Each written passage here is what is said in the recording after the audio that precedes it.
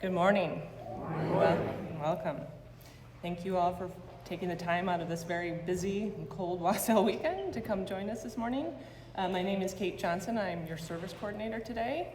We have Reverend Leon Dunkley here providing the reflection for us, and we have Tatum, who's here to provide childcare. So thank you both. Before I begin, let me remind you to take this time to please silence your cell phones. We will begin our service with announcements. There's a lot going on per usual at North Chapel, so if we haven't already done so, please take a moment to look over your order of service and read about upcoming events and notices. You may also visit our website for the complete list. If you're visiting today, we would love to have you sign the guest book at the back of the church. And after the service, we welcome you to head downstairs to the social hall for coffee hour. And I think, Mary, you have an announcement you'd like to make? I just want to announce that on Thursday at between about 6 and maybe quarter after 7, the Oneness Center downstairs is going to be having a solstice celebration. So everybody is welcome to come. So 6 to 7:15, 7:30 on Thursday.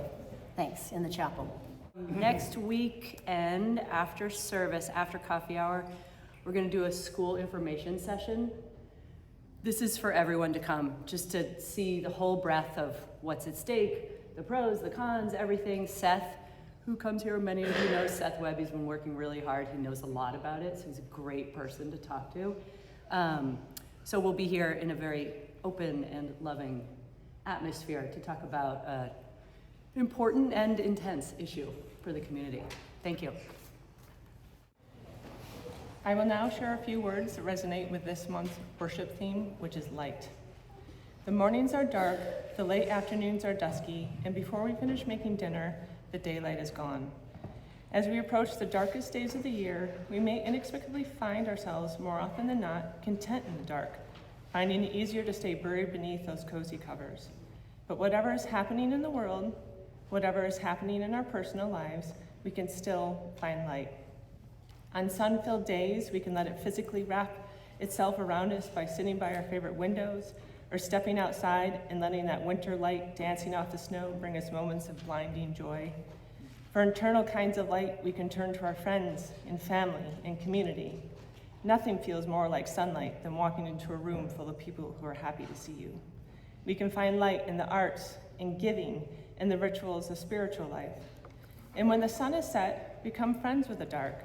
Perhaps light a fire, a candle, or your stovetop to make a cup of tea.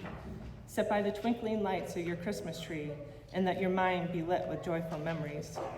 For finding light in life isn't about avoiding darkness or becoming too comfortable in the shadows, but about cultivating inner resilience, gratitude, and connection, even amidst hardship. It involves embracing vulnerability, finding purpose in struggle, and recognizing that small moments of beauty, kindness, or hope can illuminate the path forward, often by becoming the light for others when we ourselves feel lost. So when you leave today, don't wait for the light. Take the next small step, trusting that effort illuminates the way forward.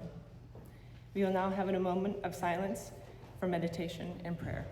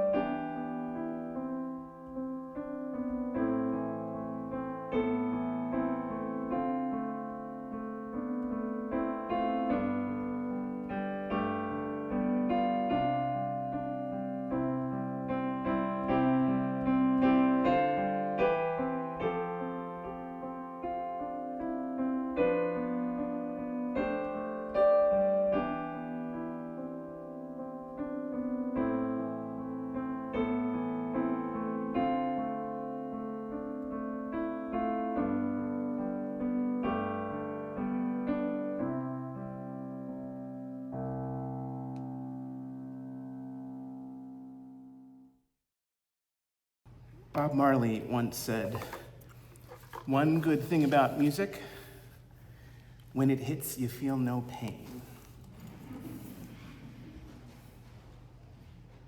I love that.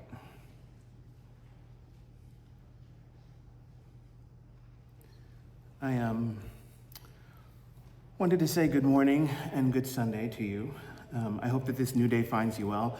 Today is Sunday, December the 14th, and the title of this morning's reflection is Let Your Heart Be Light.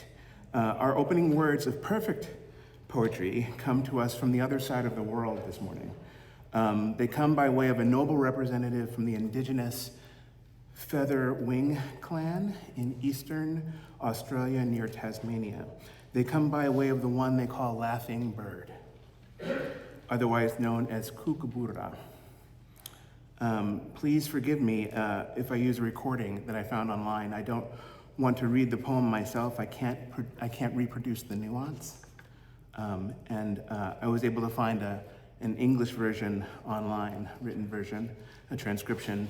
But when I try, even at my best, I can't make the inflections sound quite right. I can't get the accents to fall in the right places consistently. The essence of the poem is lost in translation, so I want to play a recording, and I think that's okay. Is that okay? Okay. Besides, the beauty is so great that it will just hopefully appeal directly to the soul.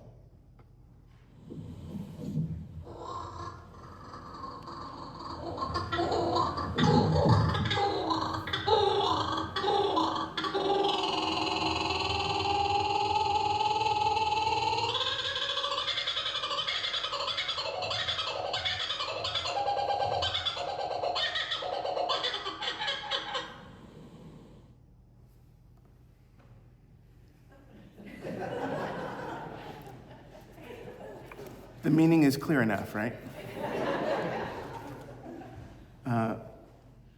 We get what we need to get from it. What did you hear?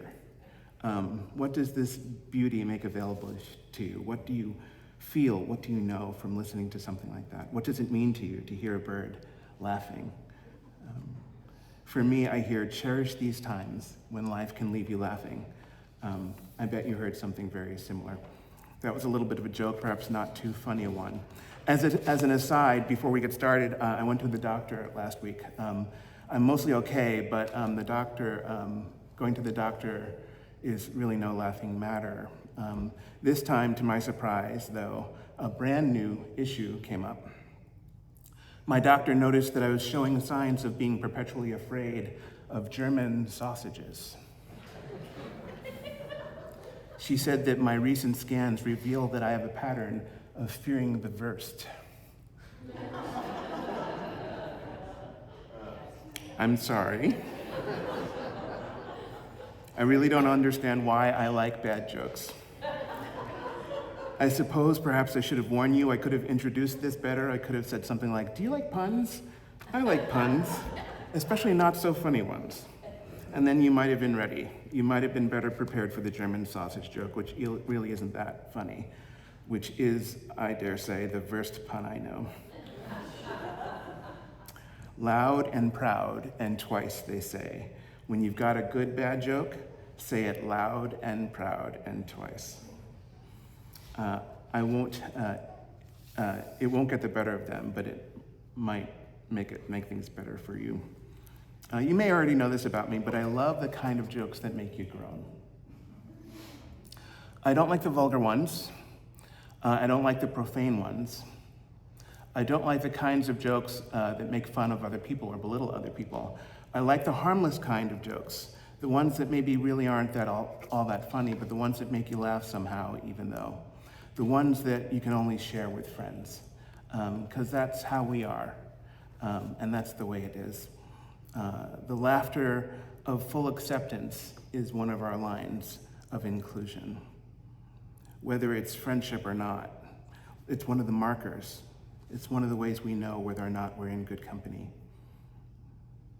When no one throws you under the bus for telling a bad joke. When jokes happen at no one's expense, not even our own. We know that we are friends when we can laugh lightheartedly at jokes that really aren't all that funny, because we know that we are a peaceful gentle people, and laughing is a form of prayer, a sacred prayer that beautifies the world. This is why puns are so great. Puns are like mischievous little sacraments. They smuggle in laughter through secret places in life, like through the back door or through the side entrance. Joy comes down the chimney in this time of year like Santa. It shines out from the heart according to Jesus and Moses and Muhammad.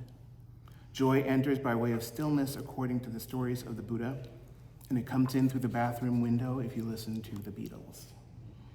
Joy comes in protected by a silver spoon, they say. So how is it that you find joy in this time of year? Because the same is true for spirit.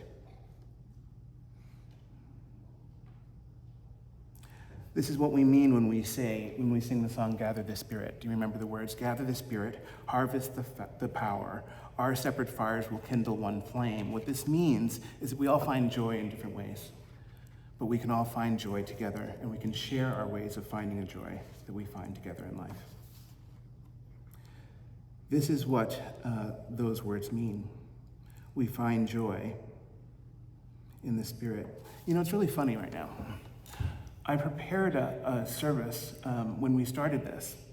I wanted to talk about the meaning and the value of friendship. And I heard Megan talking about the power of lifelong friends. And I wanted to share with you the power of lifelong friends. But I also wanted to share something that's also important, because the sentimentality and the beauty of having a lifelong friendship is not necessarily the important thing. And I've been cleaving to that. I've been holding to that. I've been valuing my life because I have lifelong friends, people that I've known since I was in 3rd grade, relationships that I value that are very important to me. But the most important thing in life is not that we have lifelong friends, but that our friendships are valuable and beautiful. There was a quote that I heard years ago. It was, life is not measured in the number of breaths we take. It's measured in the number of times that life leaves us breathless. Who are the people in your life that help you to meet those times when life leaves you breathless? Because those are our friends, the ones that will bring us to our edge, push us beyond them in gentlest compassion and love, but will ask of us the very best of us and settle for no less. So I was nervous, and I am nervous this morning, because I'm asking that of a friendship right now. And it's terrifying to ask a friend to step up into something that may or may not take place. I may lose him, and if I do, God love him, and that's going to be okay. And he may lose me, and if he does, God love us both, and it's going to be okay. The beauty of the song that you heard on the bass this morning was Have Yourself a Merry Little Christmas. It was first sung in 1944 by Judy Garland. It showed up in a musical called Meet Me in St. Louis. The words were, have yourself a merry little Christmas, let your heart be light. Next year all our troubles will be out of sight. Have yourself a merry little Christmas and make the Yuletide gay. Next year, all our troubles will be miles away. Here again, as in olden days, happy golden days of yore, faithful friends who were near to us will be dear to us once more.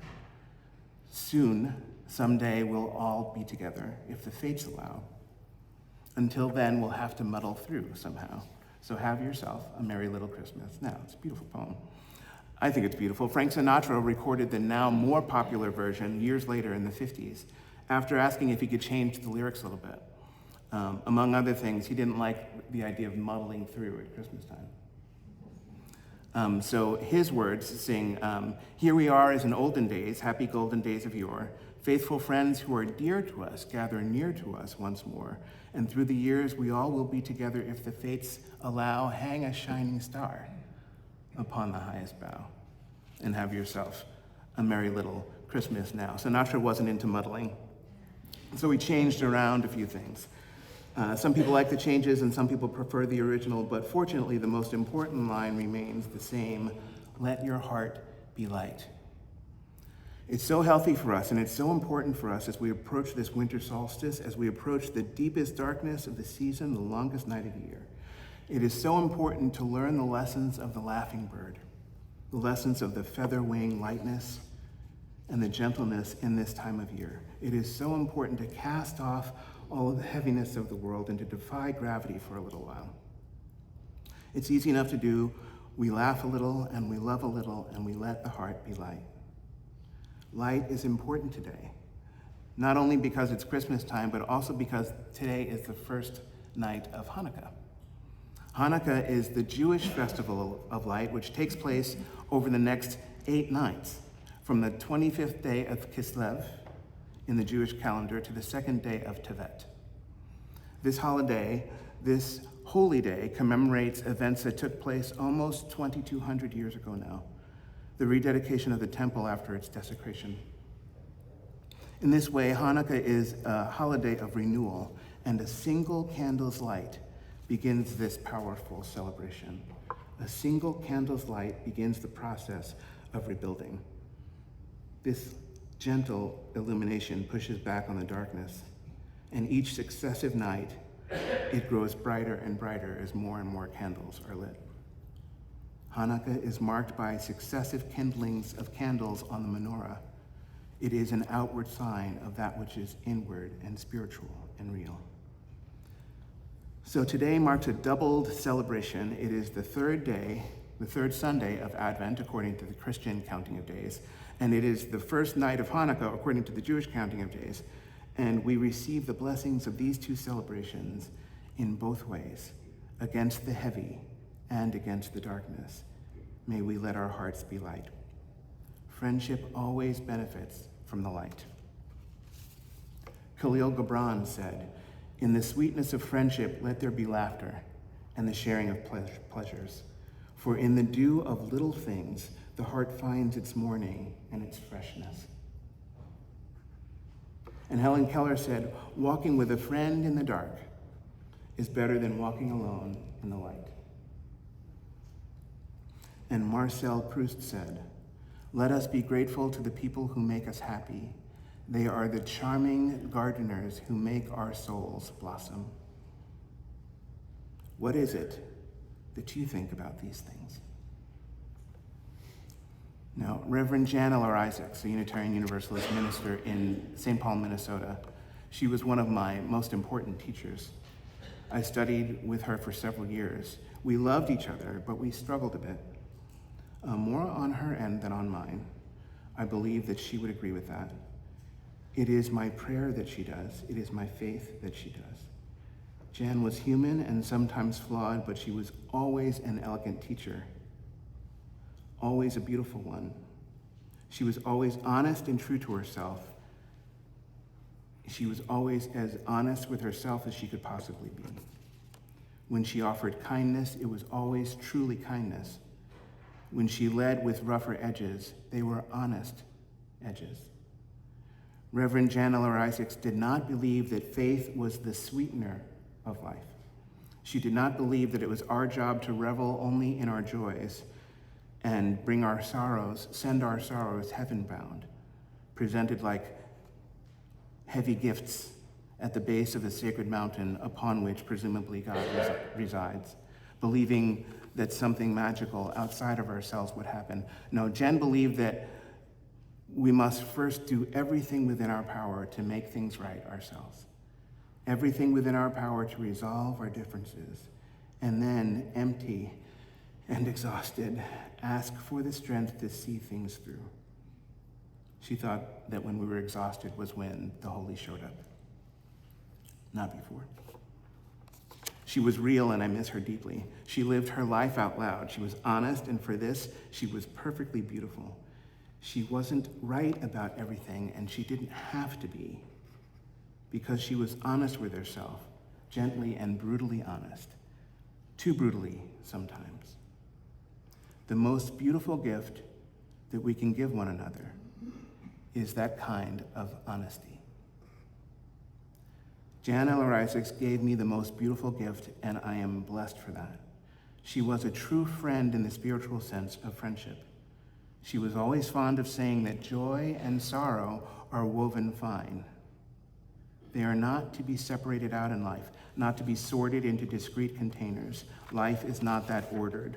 Life is not that regimented. If you were looking to find that kind of order and that kind of regiment in life, you may just walk away with nothing at all.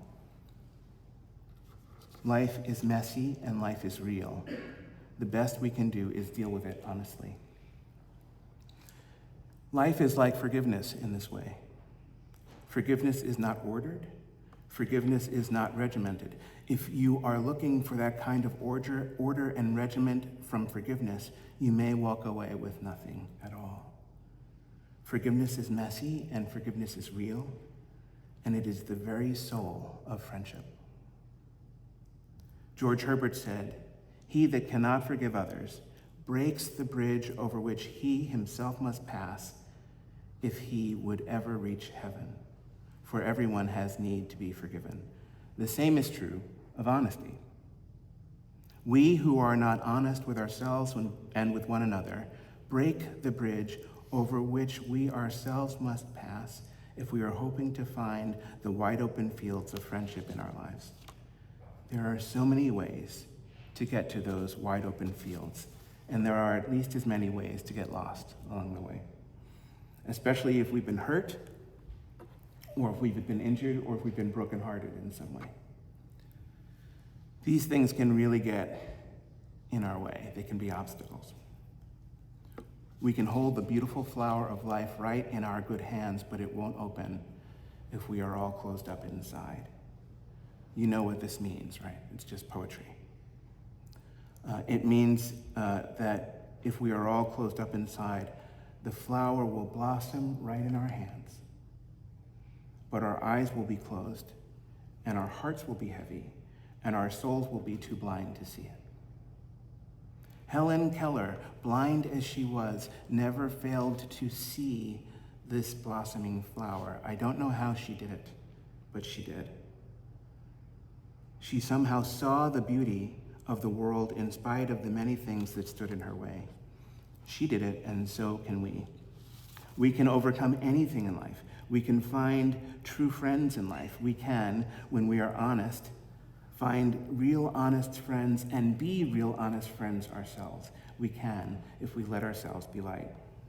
Sometimes I feel like there's no one out there to teach us these things, especially when it comes to friendship. I found a conversation between Simon Sinek and Trevor Noah online. It was very interesting. Trevor Noah forced the question, and Simon Sinek answered. He said that the thing that I'm really sort of obsessed about right now is friendship. There are entire industries to help us to be better leaders. There's an entire industry to help us be better parents. There's an entire industry to help us eat better and exercise better and sleep better, and yet there is barely anything on how to be a better friend. If you think about all the mental health challenges that are everywhere around us that we're facing today, whether it's coping with stress or depression or anxiety or addiction, or even the obsession with longevity, friendship is the ultimate biohack that literally fixes all of these things. The Dalai Lama was once asked about what he thought about the West, and he said, "The West is where you go to waste time."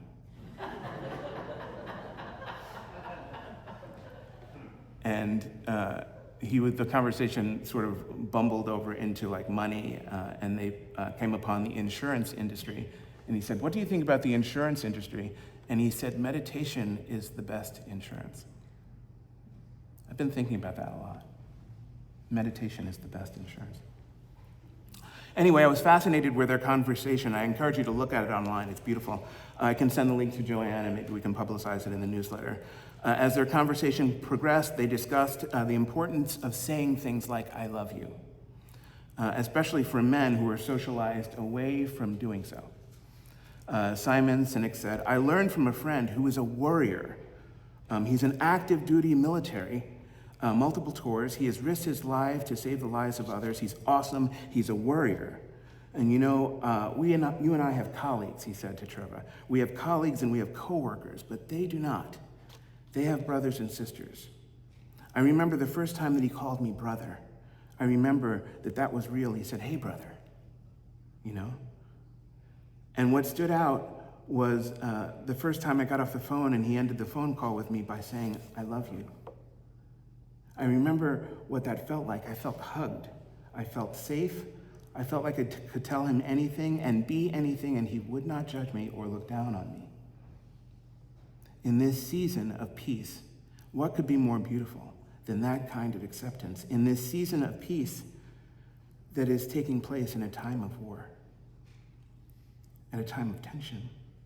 This might seem paradoxical, but it's actually profound. This is why the holidays, this is why the holy days exist, to span the contradiction and bring a little bit of healing into the world. I'd like to close this morning with a story about spanning the contradictions, a story that comes to us by way of Mexico through a man named Rudy Francesco. He tells me, that the Mexican government confiscates approximately 30,000 illegal firearms every year. When these guns are taken, they get dismantled and the metal is used to make other types of weapons that will later be used by the military. In 2012, 13 years ago, Pedro Reyes, an artist in Mexico City, convinced his government to donate the guns to him. He turned them into musical instruments. So somewhere out there, there's a tambourine or a drum set or a guitar that's made out of the things that people use to take someone else's lives. But now they create sounds that puts life back into people's bodies, which is to say that a weapon will always be a weapon, but we get to choose how we fight the war. The weapon will always be a weapon, but we get to choose how to fight the war. How beautiful. How can this be? What makes such a transformation possible? This swords into plowshares moment. The best answer to this question is this. It is a short passage that I found in my research. It was beautiful, and this I quote, "The main reason why they say people ought to have guns is to protect themselves. Weapons are the rule of fear, but music is the opposite. Music is the rule of trust." My name is Pedro Reyes. I'm an artist living in Mexico City, and I've been doing sculpture for 10 years. I can hear Bob Marley right now when he's singing, "One good thing about music is when it hits, you feel no pain." I want Pedro Reyes to be my friend in spirit. I want Trevor Noah and Simon Sinek to be my friends in spirit. And I want all of you to be my friends in spirit as well. Friends, we are honest with one another and forgiving of one another in a world that sorely needs both of these things. May we find them in plenty in this season, in this time of waiting and this time of renewal. May we find them in love and in laughter, and in ways and in all ways. May we let our hearts be light. When faith gets real for me, it makes me shake and quiver. I'm not sure if that's visible, but I'm shaking up here because I'm realizing that I have to call upon the things that I believe to manage even the crises that come up in my own life. In the Unitarian Universalist tradition, I was taught that we bring our real lives into the pulpit and we inform our real lives with the Holy Word, with the words of Scripture, which will remind us about how it is meaningful in our lives. Carl Scoville, one of the best and oldest ministers that I know in Boston, said that the Holy Text is the meeting place between the text and our lives. So if the idea of beating plowshares into swords, the ideas of transforming a negative relationship into a positive one scares you, it might be that you, like me, are out in front of the situation, and that what we need to do is just trust and have faith that we will choose the best way we can and lovingly accept whatever comes. May we be strong enough to find our best strength in these times, even if we feel alone, to trust the earth beneath our feet and to trust one another and to move forward with one another in love, gentleness, kindness, and vulnerability. May it be so. Blessed be, and amen.